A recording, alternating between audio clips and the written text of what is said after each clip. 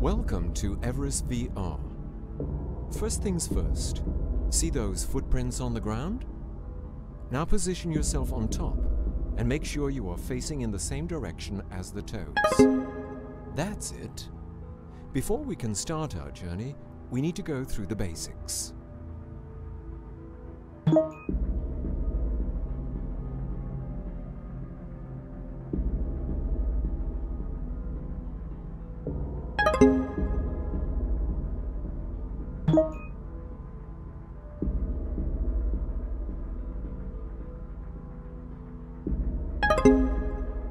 Now, let's start our journey.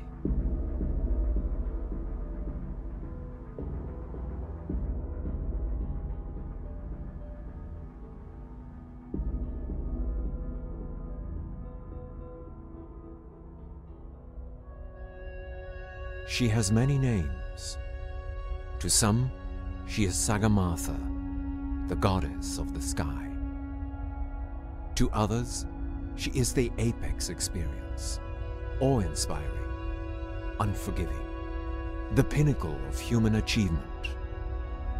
We know her as Everest.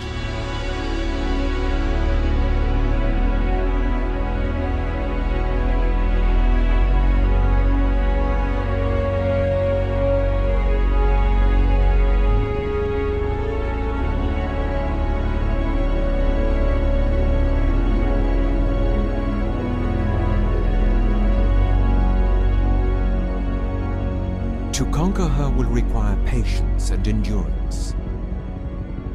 Though the final ascent to the top of Everest only takes 24 hours, summiting takes weeks of adjusting to the extreme height.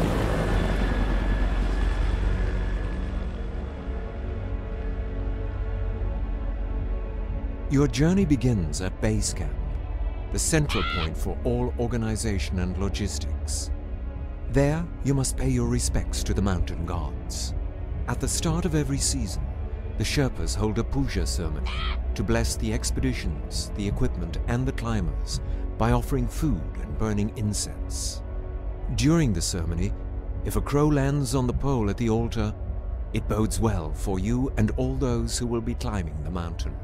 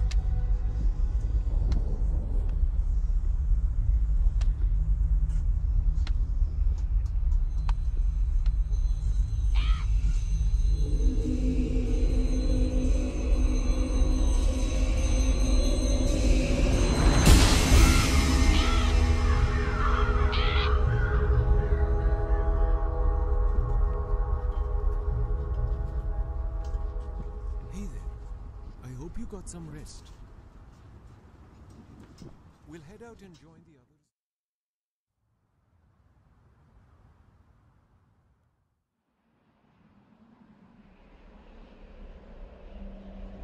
Your ascent begins on the Khumbu Icefall, a tumbling field of ice that guards the entrance to the Valley of Silence, the Great Western Khum. Prone to avalanches, its topography ever-changing, it would be impossible to traverse without the Sherpa. With a new route each season, the Sherpas must also account for the constant motion of the glacier each day. For many climbers, this perilous crossing is the mountain's most daunting trial. On the 18th of April 2014, Khumbu Icefall claimed the lives of 16 Sherpas who perished in an avalanche that engulfed them on the glacier.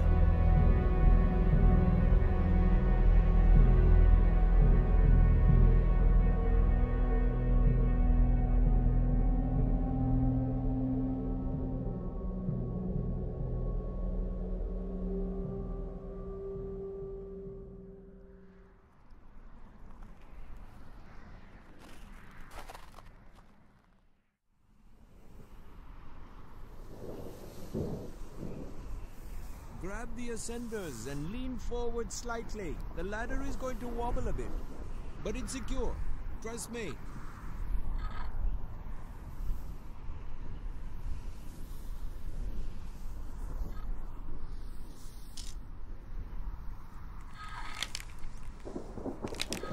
Take your time.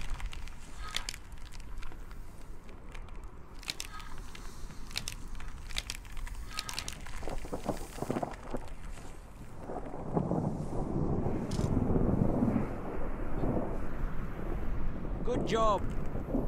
Now climb the next ladder.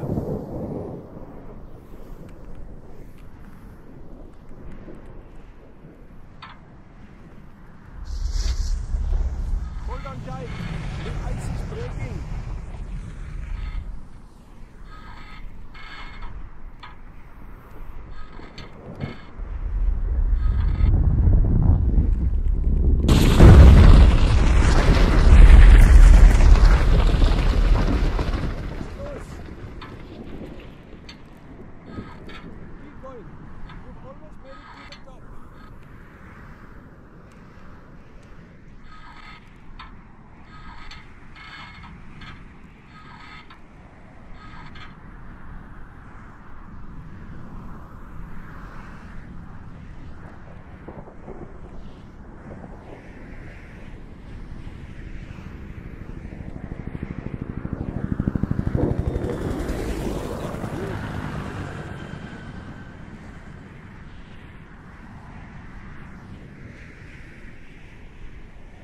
Just let me know when you are ready to leave.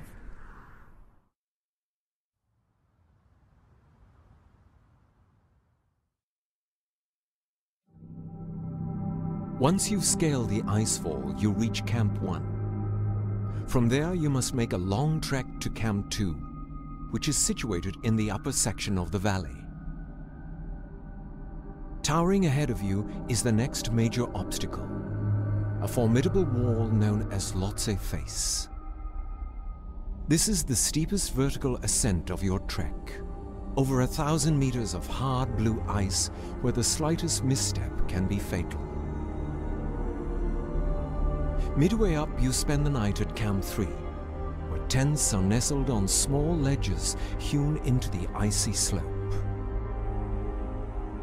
Your reward for this arduous climb is to reach Camp 4 at the South Col, which lies on the boundary of Nepal and Tibet.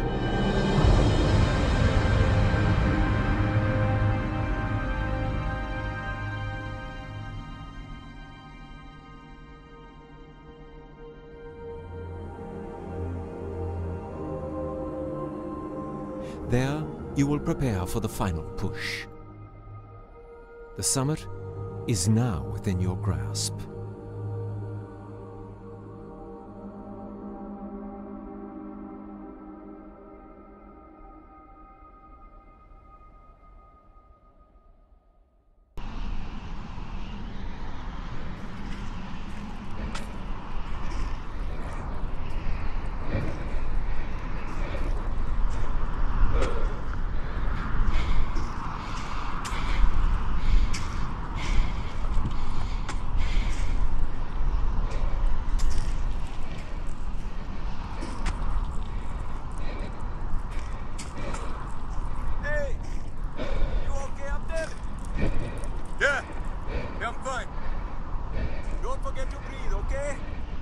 No problem. I'm good. Good. I don't know about the rest of you, but I sure as hell ain't giving up today. It's hard to be the person who never gives up. Hey, you know who said that? Who? Babe Ruth.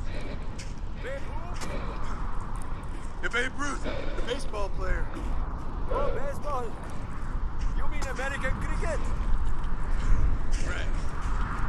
Yeah, American cricket.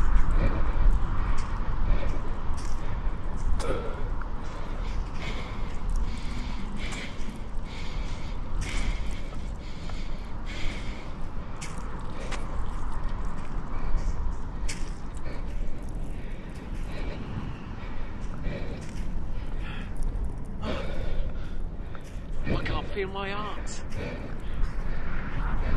What? What, cold? No. I'm just exhausted.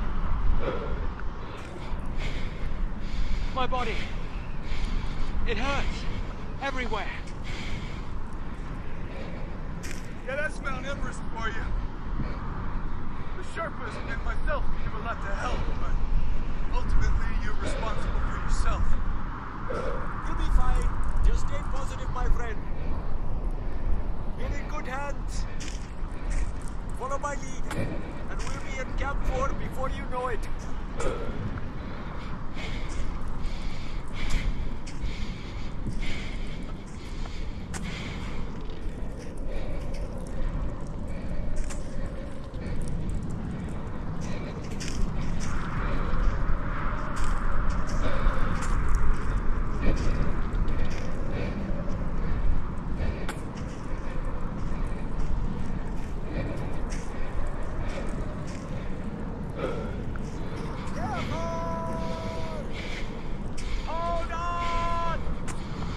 Oh no!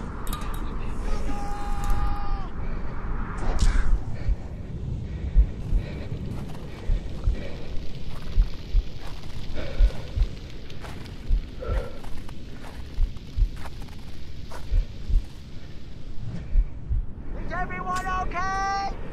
Hey, everybody good? Yeah. What about you guys in the back? Nobody got hit. We're okay. All right, thumbs up. All right, everybody, let's keep going. Ooh.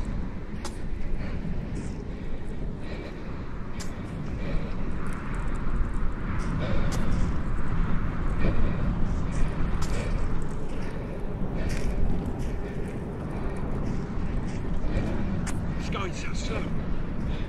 I can barely keep up. I've been preparing for this for years. God, I thought I was fit.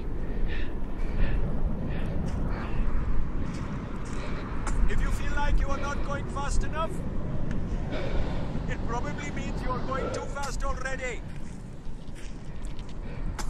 If you don't take it slow, you will need to stop every 10 to 15 minutes. Find a steady pace and keep it all the way to the top.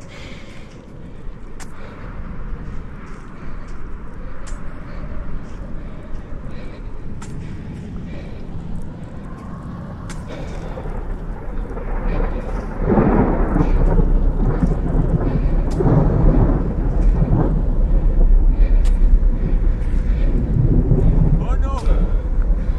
That's not good! You see that? Yeah.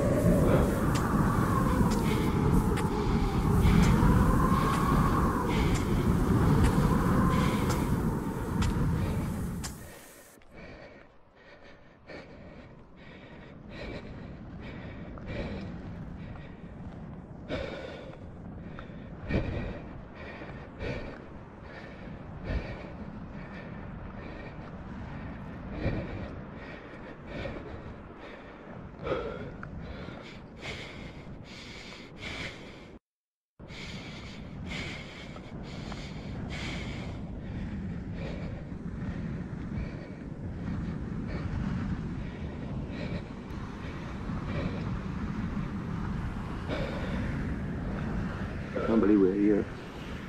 I waited my whole life for this moment. Well, we better hope the weather clears up tonight. This might be my final attempt. How many times have you been on Everest? I've been up on this mountain 3 times, never made it to the top. 3 times? How far you made it? Well, the furthest I got was just below the Hillary Step. We had to turn back.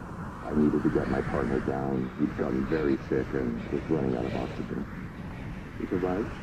Yeah, just barely. But the thing is, he also saved my life that day. Oh yeah? How so? Shortly after we turned back, the summit was hit by a massive storm that lasted for days on end. No one who summited that day made it back. What is your partner now? You should climb together. We do. He's resting in the tent over there.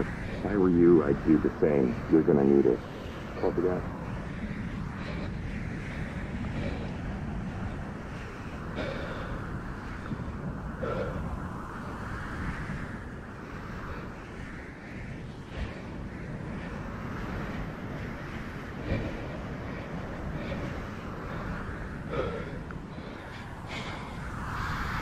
You need to rest. Look for the blue tent. Get inside and try to get some sleep.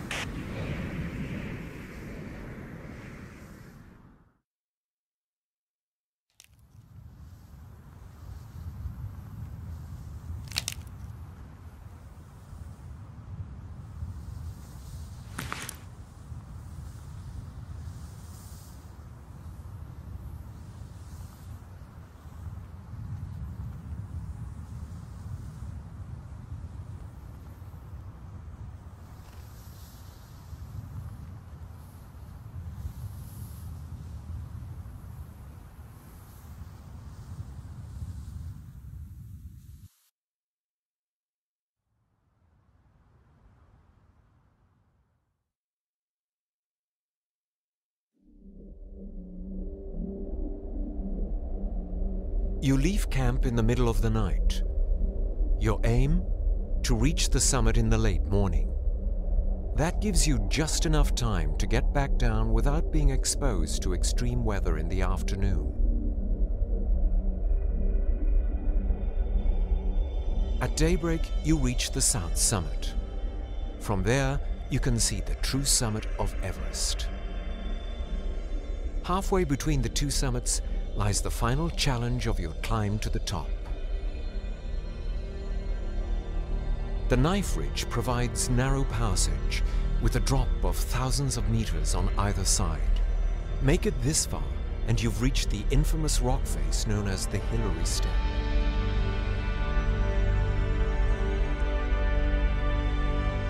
At this extreme altitude, you will need every bit of energy you can muster to keep going.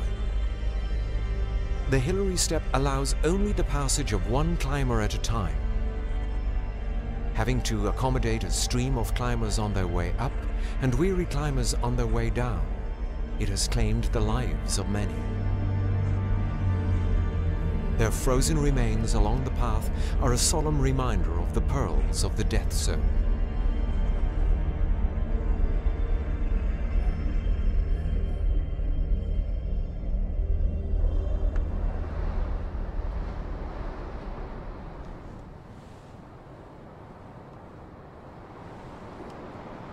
Watch your step. Just put 1 foot in front of the other.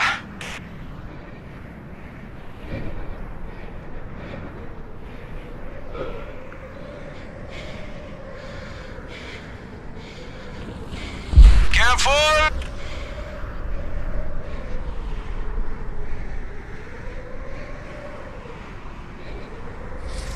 Secure the rope!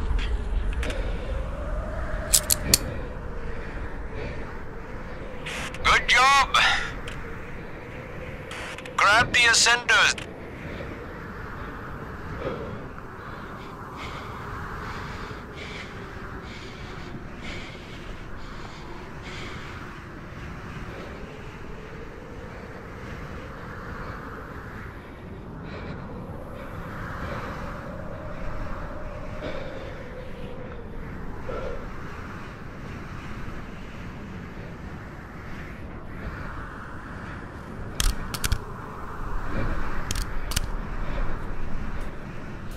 Take your time.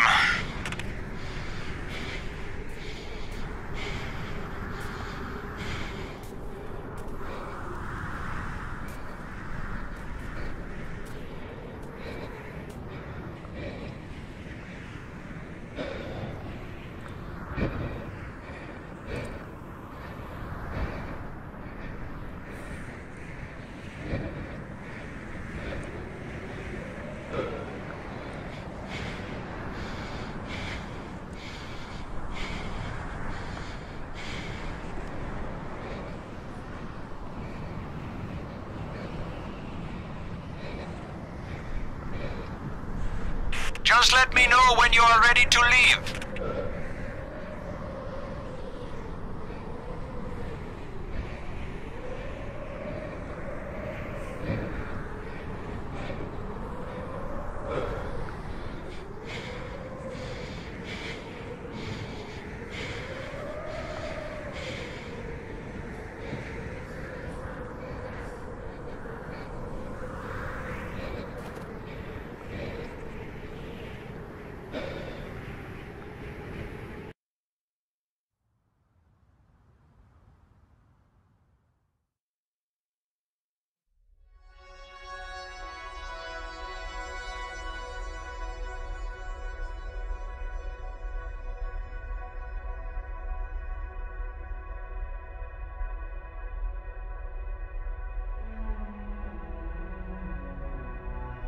The end of the ridge, and the end of the world. Then nothing but that clear, empty air. There was nowhere else to climb. I was standing at the top of the world.